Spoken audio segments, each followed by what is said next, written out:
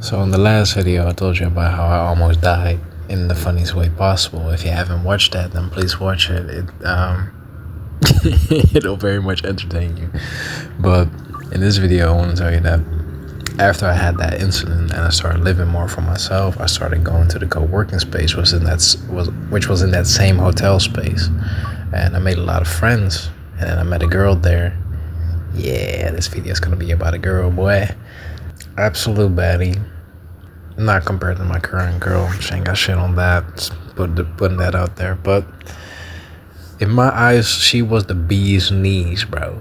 Shit, she was like a supermodel to me, low key. Like it just made sense to me, right? To be fair, looking back, not a baddie at all. I was just very afraid to be alone, and I was using her to feel more confident about myself. Like I was the big boy provider. Like I was this masculine fucking Chad, right?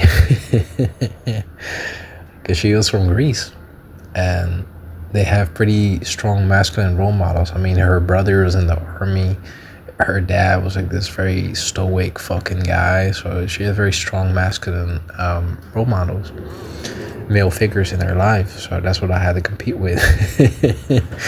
And yeah, I just bought her food all the time, which was totally out of my budget. Like I was just living off my savings, bro. Still to this day, I don't know how I managed to get my savings so far in Asia, but I was just doing everything for her, man. I even went on the island next to Bali, which is called Lombok, with her, and I just rented this villa for her birthday.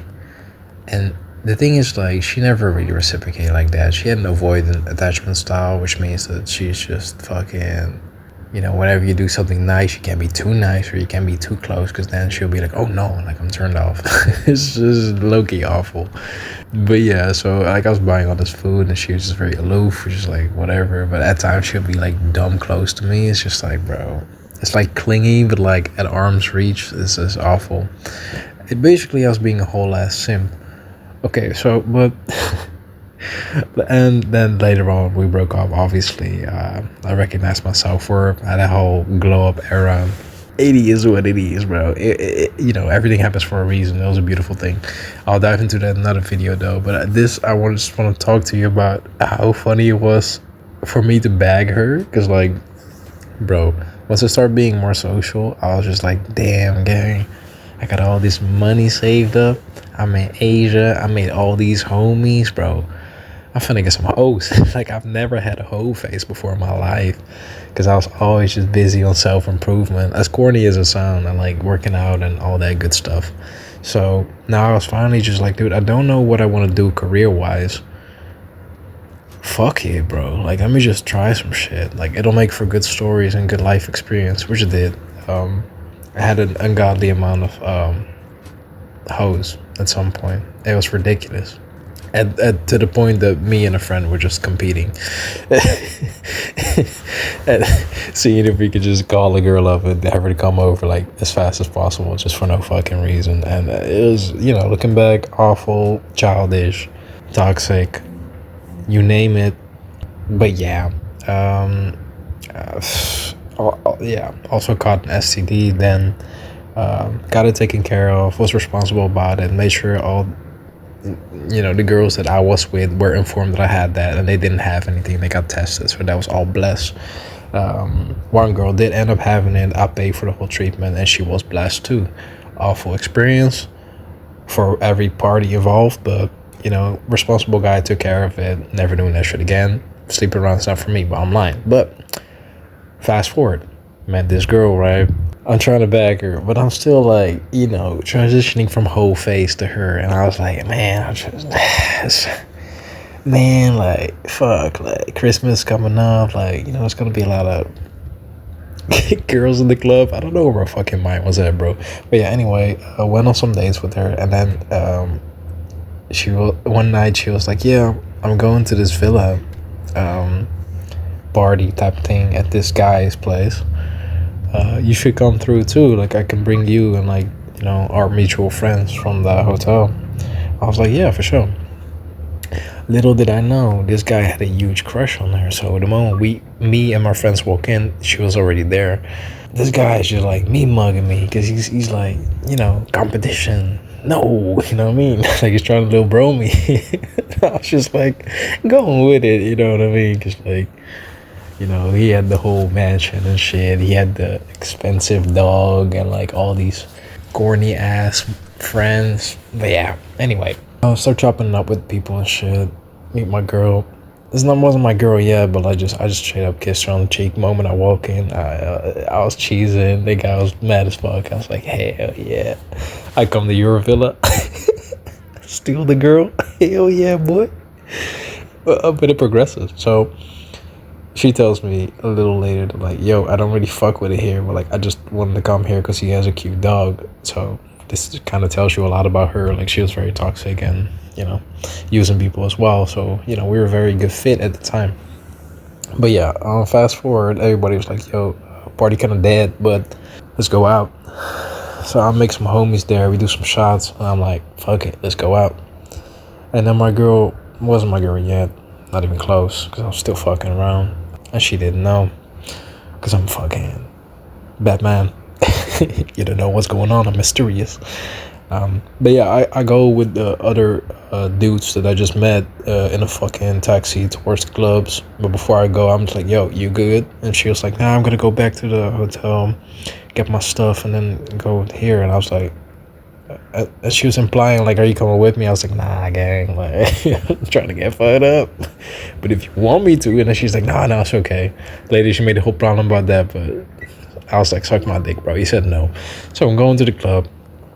I'm going to the bar. I'm going to the dance floor. I'm going to the upper level, bro. I'm talking to every girl that has a heartbeat. It was crazy. I'm getting hella numbers. And then all of a sudden, one of those boys comes up to me. He's like, yo, that girl's here. I'm like, they know I'm trying to get with her. So I just stay with her the entire evening, go home with her. It was good times, man. And then I met that same guy in the club, and he sees me. Because, like, and he sees me with his friends, and I'm chatting up all these girls, and he knows that, the girl that I'm trying to get with, she doesn't know. So he tries to get with her, and then she comes to me, and she's like, he's trying to flirt with me all the time. Can you stay with me? I was like, bro, for sure. So then stay with my girl. He begs no one. I walk out the club with basically his girl, and then we end up in a relationship, and that just cracks me up to this day, because that money doesn't unlame you, bro. Like either you got it or you don't. Either the girl likes you or she doesn't, and that's okay. You know what I mean? But funny, bro. Moral of the story, bro. Honestly, just focus on you, bro. These random girls are just not worth it, man. You should live. I don't think people are supposed to have a whole face, man. I'm not gonna lie to you. Like, I don't, like, I look back at the people that I slept with. I'm like, it's just not, this didn't add anything to my life, basically. Oh, you want to know how it ended, bro?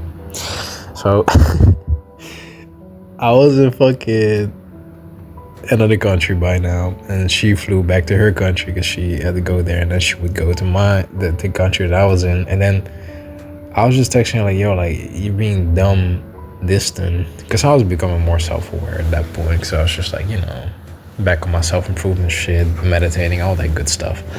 And I was just noticing like, oh, this girl's actually making me miserable and broke, so this is kind of ass, so you need to like step up or fuck off. And then I basically politely asked her like, yo, can you step up? And then she was like, yeah, I don't know if this is working. And I was like, yeah, alright, kick rocks. So and we did that over like 10 WhatsApp back and forths. So that's about the depth you get from that relationship.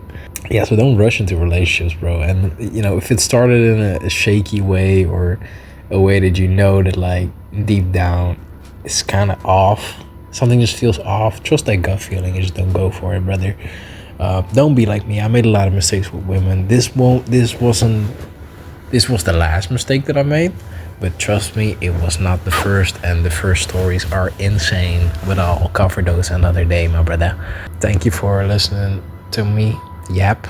And I hope you have a great day, man. I hope this was entertaining. If you fuck with it and want to hear more stories or just some life advice or just chop it out with your boy, subscribe, like the video. It really help out a lot, man.